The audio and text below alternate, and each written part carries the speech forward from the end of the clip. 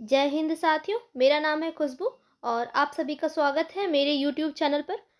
दोस्तों, आज की इस वीडियो में मैं लूसेंट बुक से कोशिका विज्ञान से संबंधित महत्वपूर्ण प्रश्न उत्तर लेकर आई हूँ। दोस्तों, अगर आप किसी भी प्रतियोगी एग्जाम की तैयारी कर रहे हैं तो वीडियो को जरूर देखें। सभी प्रश्न बहुत ही इंपॉर्टेंट हैं। पहला सवाल है, सेल नाम किस वैज्ञानिक ने सर्वप्रथम दिया था? तो दोस्तों, इस सवाल का सही जवाब है रॉबर्ट हुक। सेल नाम जो है वो सर्वप्रथम रॉबर्ट हुक ने दिया था।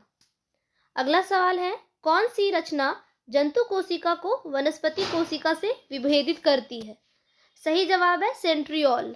जंतु कोशिका को वनस्पति कोशिका से अलग करती है सेंट्रियोल। दोस्तों, अगला सवाल है, कोशिका में राइबोसोम की अनुपस्थिति में कौन सा कार्य संपादित नहीं होगा? सही जवाब है ऑप्शन सी, प्रोटीन संश्लेषण। कोशिका में राइबोसोम की अनुपस्थिति में प्रोटीन संश्लेषण का कार्य संपादित नहीं होगा। अगला सवाल है, यदि माइटोकॉन्ड्रिया काम करना बंद कर दे तो कोशिका में कौन सा कार्य नहीं होगा? सही जवाब है ऑप्शन बी, भोजन का ऑक्सीकरण। यदि माइटोकॉन्ड्रिया काम करना बंद कर दे तो कोशिका में भोजन का ऑक्सीकरण कार्य नहीं हो पाएगा। अगला सवाल है, कोशिका को एक निश्चित रूप प्रदान करती है? सही जवाब है ऑप्शन बी, कोशिका भित्ति। कोशिका को एक निश्चित रूप कोशिका भित्ति प्रदान करती है। दोस्तों, अगला सवाल है, कोशिका द्रव्य में उपस्थित महीन, शाखित, झिल्लीदार और अनियमित नलिकाओं का घना जाल क्या कहलाता है? सही जवाब है ऑप्शन डी, अंतःप्रद्रवी जालिका। कोशिका द्रव्य में उपस्थित महीन, शाखित, झिल्लीदार और अनियमित नलिकाओं का घना जाल अंतःप्रद्रवी जालिका कहलाता है। अगला सवाल है, प्रोटीन निर्माण का सक्रिय स्थल है? दोस्तों, सही जवाब है ऑप्शन बी, राइबोसोम। प्रोटीन निर्माण का सक्रिय स्थल है राइबोसोम। अगला सवाल है, कौन सा कोशिकांग केवल पादप कोशिका में पाया जाता है? दोस्तों, सही जवाब है इसका ऑप्शन डी, उपर्युक्त सभी। कोशिका भित्ति, लवक एवं रिक्तिका, ये तीनों जो है कोशिकांग केवल पादप कोशिका में पाए जाते हैं। ये तीनों कोशिका भित्ति, लवक एवं रिक्तिकाएं। अगला सवाल है, कोशिकीय श्वसन का सक्रिय स्थल है? सही जवाब है माइटोकॉन्ड्रिया। कोशिकीय श्वसन का सक्रिय स्थल है माइटोकॉन्ड्रिया। दोस्तों, अगला सवाल है, अवर्णी लवक मुख्यतः पाए जाते हैं? सवाल है, अवर्णी लवक यानी कि ल्यूकोप्लास्ट मुख्यतः कहाँ पाए जाते हैं? सही जवाब है ऑप्शन ए, जड़ों की कोशिकाओं में। अगला सवाल है, फूलों और बीजों को विभिन्न प्रकार के आकर्षक रंग कौन प्रदान करता है? सही जवाब है ऑप्शन बी, क्रोमोप्लास्ट। फूलों और बीजों को विभिन्न प्रकार के आकर्षक रंग जो है वो क्रोमोप्लास्ट प्रदान करता है। अगला सवाल है, पत्तियों को हरा रंग कौन प्रदान करता है? सही जवाब है ऑप्शन बी, क्लोरोप्लास्ट। पत्तियों को हरा रंग क्लोरोप्लास्ट प्रदान करता है। अगला सवाल है, कोशिका की आत्महत्या की थैली कहलाता है? दोस्तों, कोशिका की आत्महत्या की थैली किसे कहा जाता है? सही जवाब है ऑप्शन ए, लाइसोसोम। कोशिका की आत्महत्या थैली लाइसोसोम कहलाता है।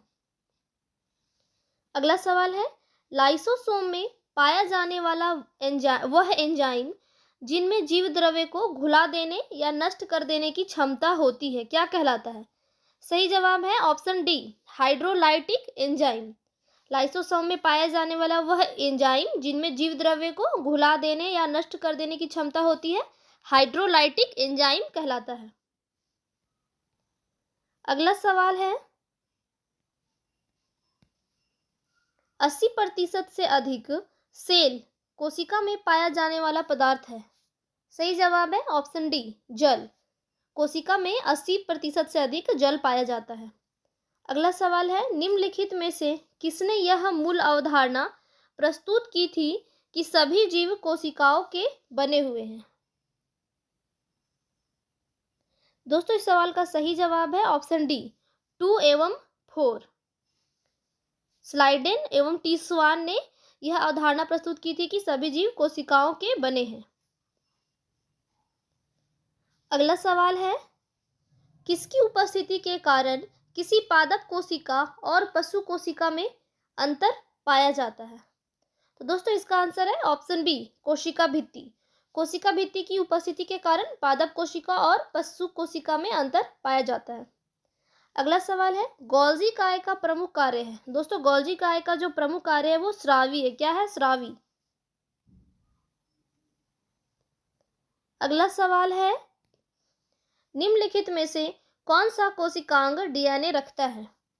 सही जवाब है ऑप्शन डी, सेंट्रियोल। निम्नलिखित में से ये सेंट्रियोल है जो डीएनए रखता है। अगला सवाल है, कौन सा कोशिकांग प्रोटीन संश्लेषण में प्रमुख भूमिका निभाता है? सही जवाब है ऑप्शन बी, एंडोप्लाज्मिक रेटिकुलम एवं राइबोसोम। प्रोटीन संश्लेषण में प्रमुख भूमिका निभाता है एंडोप्लाज्मिक रेटिकुलम एवं राइबोसोम। अगला सवाल है, प्रोग्राम्ड सेल डेथ का कोशिकीय एवं आणविक नियंत्रण क्या कहलाता है? दोस्तों इस सवाल का सही जवाब है option B, ageing. Programmed cell death का कोशिकीय एवं आणविक नियंत्रण एजिंग कहलाता है। अगला सवाल है, कोशिका का ऊर्जा गृह किसको कहा जाता है? दोस्तों सही जवाब है ऑप्शन सी, माइटोकॉन्ड्रिया। कोशिका का ऊर्जा गृह माइटोकॉन्ड्रिया को कहा जाता है। अगला सवाल है, निम्नलिखित में कौन सबसे बड़ा कोशिकांग है? दोस्तों सही जवाब है ऑप्शन सी, प्लास्टिड। निम्नलिखित में से प्लास्टिड जो है वो सबसे बड़ा कोशिकांग है। अगला सवाल है, कोशिका में प्रोटीन संश्लेषण कहाँ होता है? तो दोस्तों कोशिका में प्रोटीन संश्लेषण होता है राइबोसोम में। कहाँ होता है? राइबोसोम में। अगला सवाल है, पादप कोशिकाओं का सबसे बाहरी आवरण क्या कहलाता है? सही जवाब है ऑप्शन बी, कोशिका भित्ति। पादप कोशिकाओं का सबसे बाहरी आवरण कोशिका भित्ति कहलाता है। अगला सवाल है, कौन सा अंगक प्रायः जंतु कोशिका में उपस्थित नहीं होता है? सही जवाब है ऑप्शन ए, लवक। लवक जो है वो जंतु कोशिका में उपस्थित नहीं होता है। अगला सवाल है, लाइसोसोम्स कार्य करते हैं? तो दोस्तों ऑप्शन सी सही जवाब है, अंतःकोशिकीय पाचन में। लाइसोसोम अंतःकोशिकीय पाचन में कार्य करते हैं।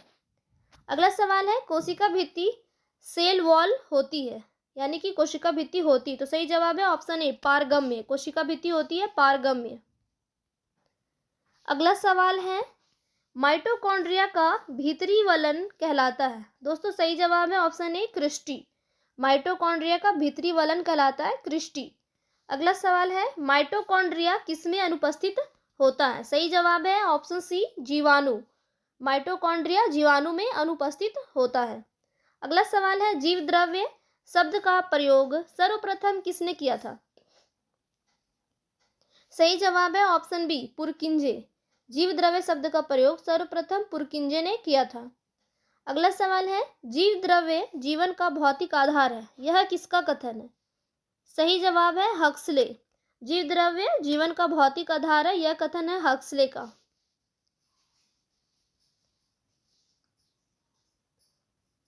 अगला सवाल है, डीएनए के द्विहेलिक्स प्रारूप को पहली बार किसने प्रस्तावित किया था? सही जवाब है ऑप्शन ए, वाटसन तथा क्रिक ने। डीएनए के द्विहेलिक्स प्रारूप को पहली बार वाटसन तथा क्रिक ने प्रस्तावित किया था। अगला सवाल है, न्यूक्लियस की खोज सर्वप्रथम किसने की थी? सही जवाब है ऑप्शन डी, ब्राउन। न्यूक्लियस की खोज सर्वप्रथम ब्राउन ने की थी। अगला सवाल है, कोशिका की क्रियात्मक गतिविधियां नियंत्रित होती है?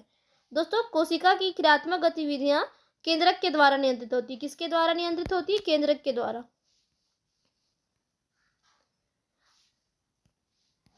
अगला सवाल है, गुणसूत्र शब्द प्रदान किया? दोस्तों सही जवाब है ऑप्शन बी, वाल्डेयर ने। गुणसूत्र शब्द वाल्डेयर ने प्रदान किया था। अगला सवाल है, अंतःप्रद्रव्य जालक की खोज किसने की?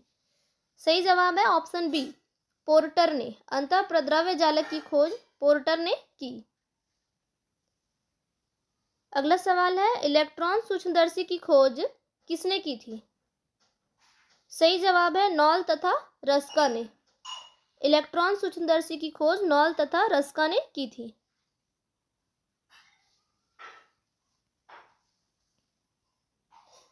अगला सवाल है, वास्तविक केंद्रक किसमें अनुपस्थित होता है? सही जवाब है ऑप्शन ए, जीवाणुओं में। वास्तविक केंद्रक जीवाणुओं में अनुपस्थित होता है। अगला सवाल है, सर्वाधिक संख्या में गुणसूत्र पाए जाते हैं। सही जवाब है ऑप्शन डी, ओफियोग्लोसस में। सर्वाधिक संख्या में गुणसूत्र ओफियोग्लोसस में पाए जाते हैं।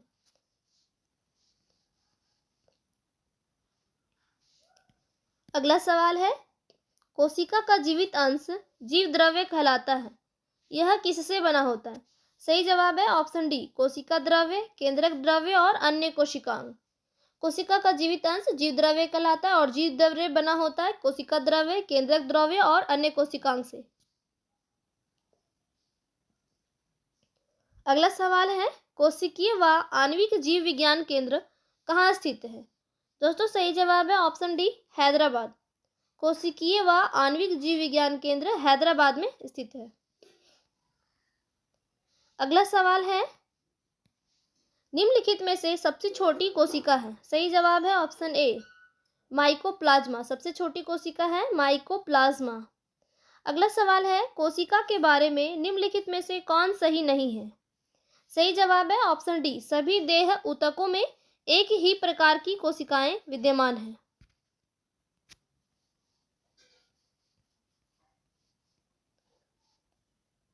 अगला सवाल है, निम्नलिखित कोशिका अंगकों में कौन सा एक अर्धपारगम्य है? सही जवाब है ऑप्शन ए, कोशिका झिल्ली। निम्नलिखित कोशिका अंगकों में कोशिका झिल्ली जो है वो अर्धपारगम्य है। अगला सवाल है, निम्नलिखित पोषकों में से कौन सा एक पौधों की कोशिका भित्ति का एक संरचनात्मक घटक है? सही जवाब है ऑप्शन ए, मैंगनीज। मैंगनीज एक पौधों की कोशिका भित्ति का एक संरचनात्मक घटक है। अगला सवाल है, न्यूक्लियस के बाहर डीएनए कहाँ मिलता है? सही जवाब है ऑप्शन सी, माइटोकॉन्ड्रिया। न्यूक्लियस के बाहर डीएनए जो है वो माइटोकॉन्ड्रिया में मिलता है।